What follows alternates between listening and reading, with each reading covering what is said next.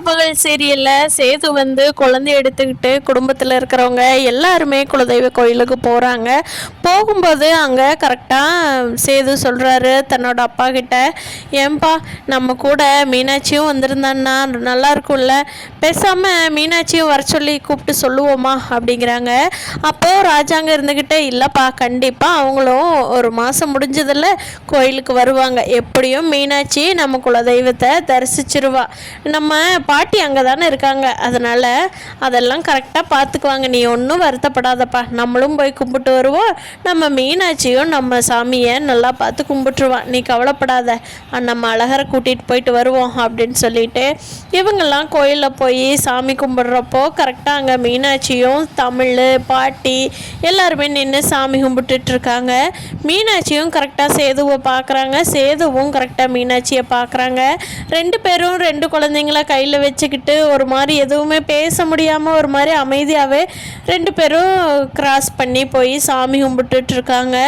அப்போது அங்கே வந்து பூஜை ஆகிறப்போ வந்து எப்போவுமே இந்த டைம் வந்து சாமி வந்து அருள் வாக்கு சொல்லும்.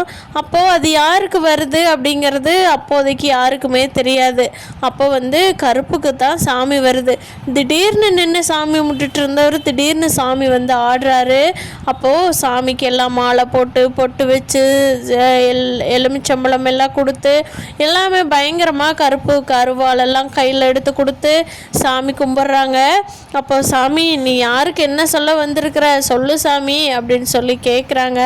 அப்போது கருப்பு இருந்துக்கிட்டு, இங்கே புருஷன் பொண்டாட்டியாக வந்தவங்களோட மனசில் பாசம் இருக்குது, ஆனால் இப்போ அதை வெளிக்காட்ட முடியாமல் இருக்கிறாங்க, ரெண்டு பேருமே நல்லா உள்ளங்கப்பா, ஆனால் அதில் நஞ்சை விதைச்சிட்டாங்கப்பா அப்படின்னு சொல்லி கருப்பு சொல்கிறாரு. அதை கேட்ட பாட்டிமா இருந்துக்கிட்டு, என்னப்பா என்ன சாமி என்ன சொல்கிறீங்க, அதுக்காக நீ என்ன பண்ண முடியும், நடந்தது நடந்துருச்சு, நீ என்ன பண்ண முடியும் அப்படின்னு சொல்லி நம்ம அம்மாச்சி கேட்குறாங்க. அப்போ அவங்க கேட்குறப்போ கருப்பு சொல்கிறாரு, நடந்ததெல்லாம் அந்த பொண்ணுனால வந்ததல்ல, எல்லாமே சூழ்ச்சி பண்ணி நடக்கடிச்சிட்டாங்க, அந்த சூழ்ச்சி பண்ணினவங்களும் உங்கள் கூடையே தான் இருக்கிறாங்க அப்படின்னு சொல்லவும் அம்மாச்சி, ஆமாம் சாமி சூழ்ச்சி பண்ணவங்க கூட இருக்கிறாங்க, அதை எப்படி கண்டுபிடிக்கிறது, எப்படி அதை எல்லாத்துக்கும் தெரியப்படுத்துறது அப்படின்னு சொல்லி அந்த பாட்டிமா கேட்குறாங்க.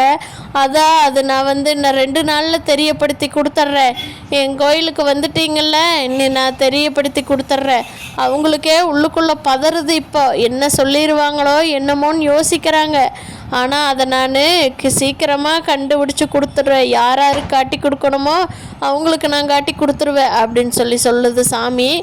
தமிழில் இருந்துக்கிட்டு, என்னமோ நம்மளுக்கு என்னடா வேண்டுதல் என்னமோ அதை பண்ணிட்டு போகலாம் அம்மாச்சி, வாங்க சாமி கும்பிட்டு போகலாம். சாமி வந்து சொல்லுச்சுன்னா 2 சாமி இங்கே இருக்கிறது உண்மையாக இருந்ததுன்னா இந்த 2 குழந்தையும் அம்மாவோட வளர்கிற மாதிரி சாமி அருள்வாக்கு கொடுக்கட்டும் அப்படிங்கிறாங்க. அப்போ அம்மாச்சி இருந்துட்டு, டேய் வாயை கழுவிடி, என்னடி சொல்கிற, அம்மா அப்பா கூட வளரணும்னு சொல்லு, நீ என்ன உன் சௌரியத்துக்கு சொல்லிகிட்ருக்குற அப்படிங்க. அம்மாச்சி அது நடந்ததுன்னா சரி, நானும் வேண்டான்லாம் சொல்லலை அப்படின்னு சொல்லவும், அது நடக்குண்டி நடக்கு, நம்மளுக்கு சாமி கைவிடாது, கூப்பிட்டு சொல்லியிருக்குதில்ல அது கண்டிப்பாக நடக்கும் அப்படிங்கிறாங்க அம்மாச்சி. அப்போது சித்ராவுக்கும் ஈஸ்வரிக்கும் பயங்கரமாக உள்ளுக்குள்ளே கதி கலங்குது. எல்லாரும் வந்து சாமிகிட்ட ஆசீர்வாதியம் வாங்கிக்கிங்க அப்படின்னு வீட்டில் இருக்கிறவங்க எல்லாரும் சொல்கிறப்போ சித்ராவும் ஈஸ்வரியும் மட்டும் போய் திருநீர் வாங்கிக்காமல் இருக்கிறாங்க. அப்போ வந்து சாமி கிட்ட ராஜாங்கம் கேட்குறாரு, ஏன் நீங்கள் 2 பேரும் போகலை அப்படின்னு. அப்போ சாமி சொல்லுது, அதுக்கு முன்னாடியே உண்மையானவங்க மட்டும் வந்து திருநீர் வாங்குங்க, மற்றவங்க வராதீங்க, இப்போவே அது ஆபத்தாக போயிடும் யாராக இருந்தாலும் அப்படின்னு சொன்னதுனால சித்ராவும் ஈஸ்வரியும் பயந்துக்கிட்டு, நம்ம ஐஸ்வர்யாவை கல்யாணம் பண்ணினது பொய் சொல்லிட்டு தானே இருக்கிறோம், இவங்களை பிரித்து வச்சுருக்குறோன்னு பயந்துக்கிட்டு 2 பேரும் போய் திருநீர் வாங்காமல் இருக்கிறாங்க.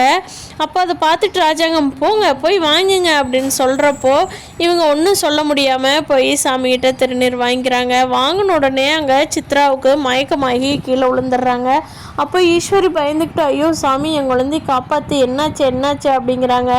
அதுவா, நீ என்ன உண்மையை சொன்னீங்கன்னா இப்போவே உன் பொண்ணு எந்திரிப்பா அப்படின்னு சொல்லவும் ஐஸ்வர்யா கிட்ட நேராக ஓடி போய் ஈஸ்வரி சொல்கிறாங்க, ஐஸ்வர்யா உனக்கு வந்து சேதுவை கல்யாணம் ஆகவே இல்லை, நாங்களாத்தான் தாலி வச்சுக்கிட்டு சேது இருக்கும்போது நாங்களாத்தான், அதுவும் சித்ரா தான் உன் கழுத்தில் தாலியே கட்டினா, அதை நாங்களே எல்லார்த்துக்கிட்டேயும் சேது கல்யாணம் பண்ணிட்டான்னு சொல்லி எல்லார்த்தையும் நம்ப வச்சுட்டாங்க சித்ரா.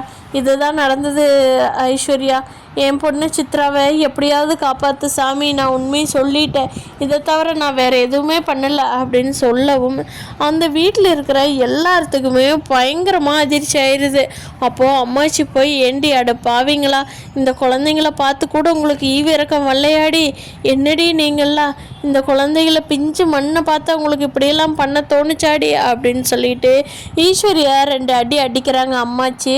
அப்போ ராஜாங்கம் ஈஸ்வரி என்ன பண்ணி வச்சிருக்கிற காரியம், அதனால தான் சாமிகிட்ட திருநீர் வாங்காமல் இருந்தீங்களா, உங்களையெல்லாம் என்ன பண்ணுறதுன்னு தெரியல, உங்களையெல்லாம் வச்சு சோறு போட்ட மாதிரி என்னை சொல்லணும், உங்களையெல்லாம் வீட்லேயே வச்சுருந்துருக்கக்கூடாது.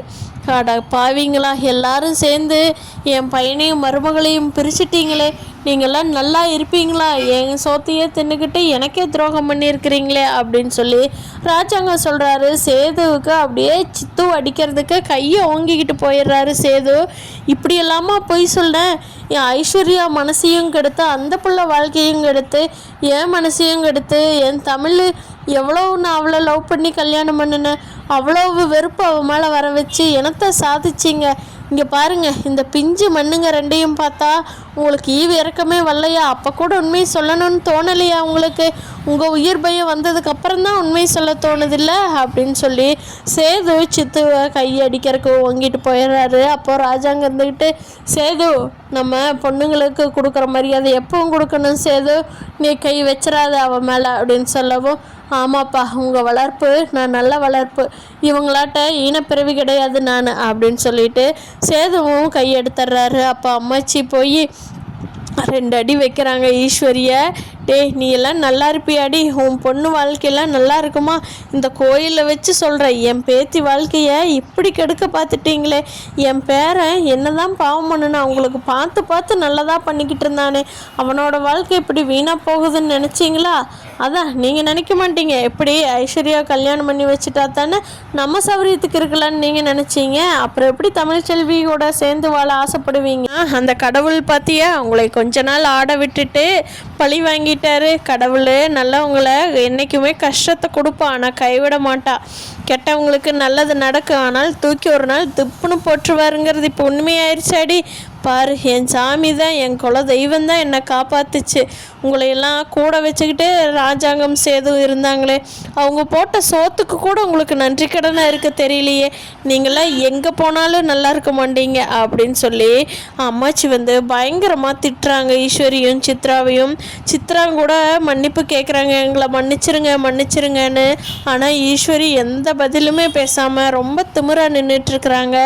கண்டிப்பாக ஈஸ்வரி சித்ரா இந்த காரியம் பண்ணினதுக்கு அவங்களுக்கு தண்டனை கிடைக்கும்னு நினைக்கிறவங்க நம்ம வீடியோவை லைக் பண்ணிவிட்டு நம்ம சேனல் இன்னும் சப்ஸ்கிரைப் பண்ணாதவங்க சப்ஸ்கிரைப் பண்ணிக்கோங்க.